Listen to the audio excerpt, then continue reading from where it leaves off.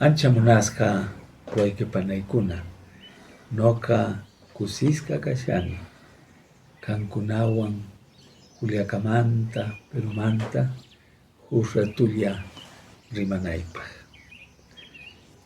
Los que hemos estudiado la llegada de Colón, en la secundaria se nos habló de eso, recibimos el mensaje de los profesores de que Colón había sido un descubridor, decían descubridor de América. Pero si leemos más acuciosamente lo que sucedió, tendremos que decir que Colón fue un conquistador. Ejemplos hay muchos, pongamos algunos.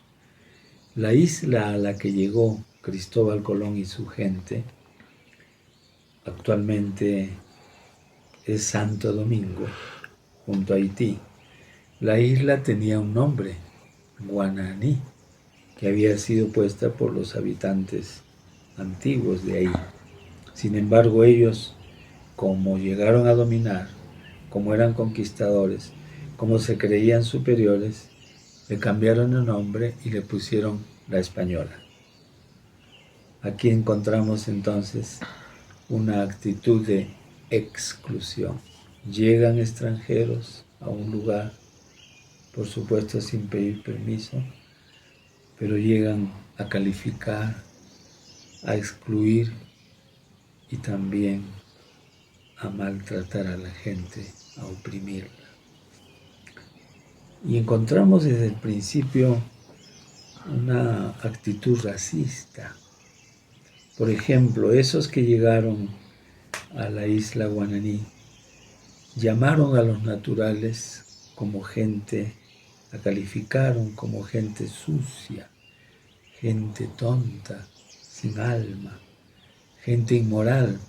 Bueno, había tanto calor que la gente andaba desnuda, pero sin ninguna malicia. También los llamaron paganos, porque no creían en el Dios de los barbudos que llegaron, ¿no?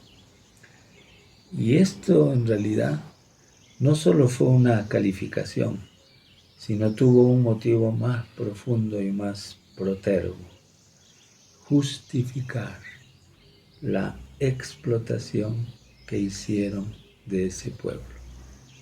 El pueblo fue sojuzgado, tuvieron que trabajar en las minas, en las tierras, etc.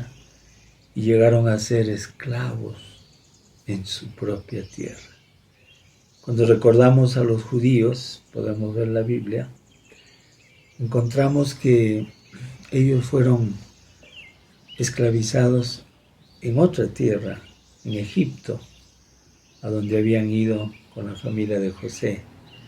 Después llegó un faraón que no los conocía y por miedo dijo: estos se van a rebelar un día, y los empezó a esclavizar, y así fue. Sin embargo, los nuestros han sido esclavizados en su propia tierra. En el Perú, lo mismo, terrible.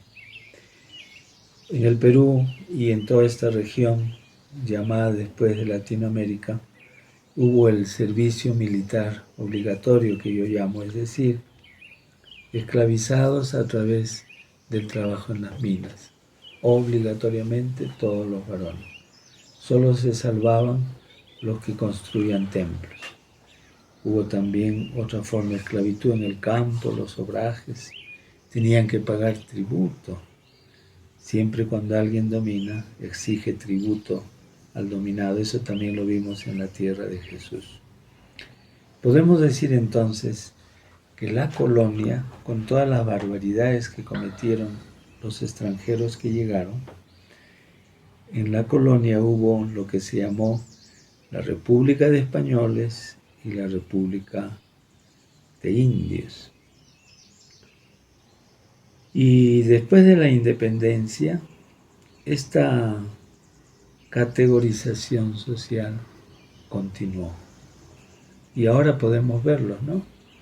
Personas blancas, más o menos tienen su dinero, también tienen cargos públicos, son dueños de empresas.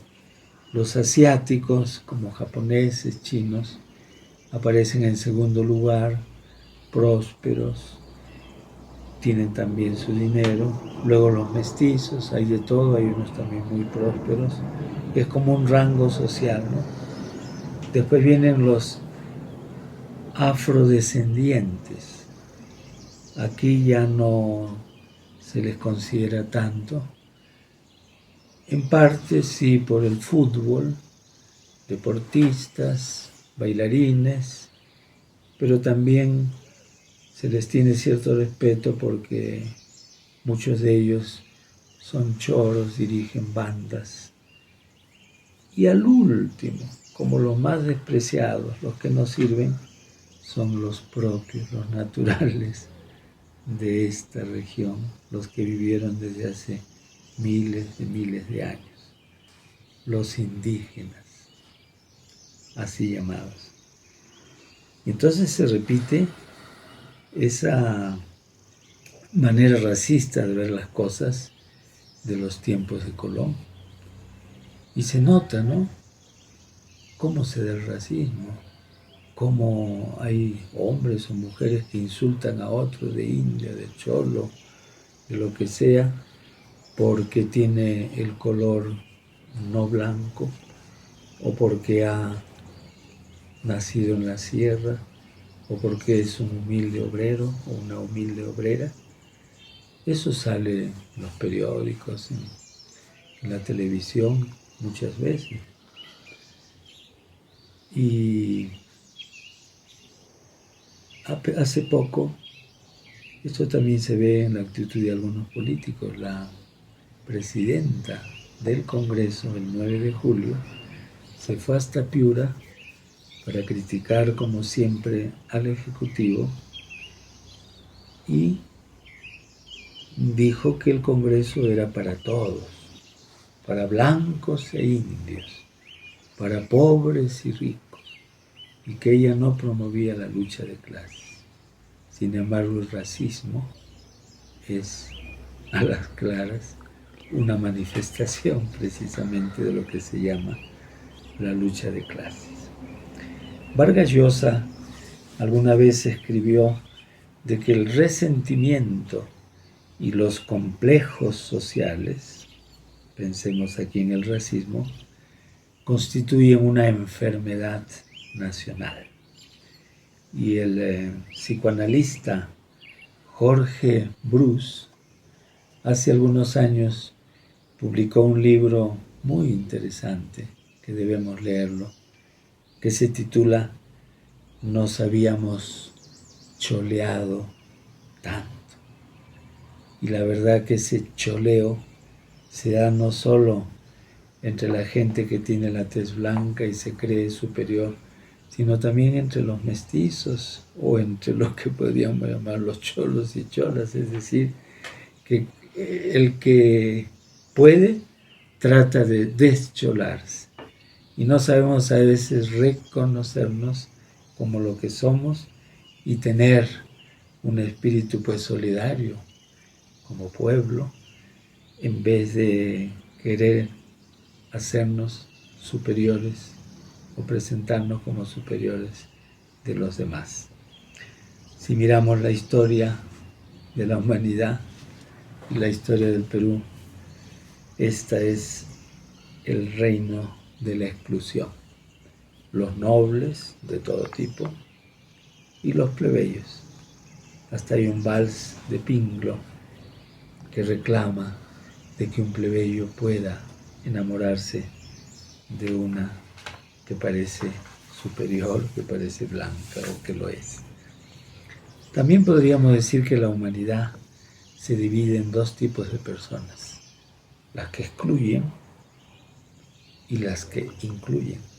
Preguntémonos en qué lugar estamos nosotros, los que ahora estamos conversando.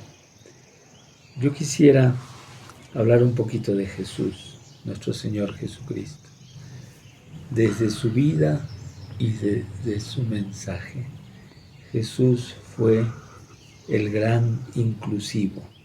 De hecho, sociológicamente, él es pobre y se identificó con los más pobres. Incluso dijo una vez, las aves tienen nido, pero el Hijo del Hombre no tiene dónde reclinar la cabeza.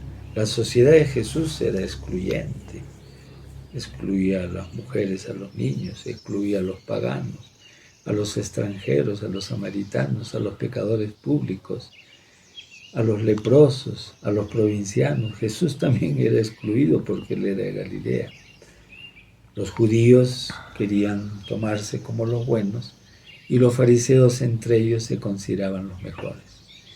En cambio acá hay dos casos. El primero, en Juan capítulo 8, en que le llevan a Jesús a una mujer que había sido descubierta en adulterio para que él dijera que sí, que había que matarla. Y él no la excluyó, la incluyó y tuvieron que irse los acusadores, como se dice, con el rabo entre las piernas. Y en Marcos 10 encontramos a papás y mamás que llevan a su niñito para que Jesús los bendijera y los apóstoles no permitieron, dijeron, ¿cómo es eso? ¿Por qué se van a acercar al maestro? Jesús se molestó y le dijo, dejen que los niños se acerquen a mí. Incluía a los niños, los apóstoles los excluían. Si incluimos y no excluimos a nadie, seremos realmente personas, humanos, runas, jaque, como se dice en nuestros idiomas aquí. No podemos excluir ni por el color, ni por las ideas, ni por la religión, ni por el sexo. Seremos discípulos, discípulas, seguidores de Jesús, auténticos, si es que somos gente de la inclusión, si somos familias de la inclusión, si somos una iglesia que no excluye, que no castiga, que no condena, sino que incluye a todos y a todas. Y con esto, amigas y amigos, les digo, Hamu Semana Kama y Kisin Kama.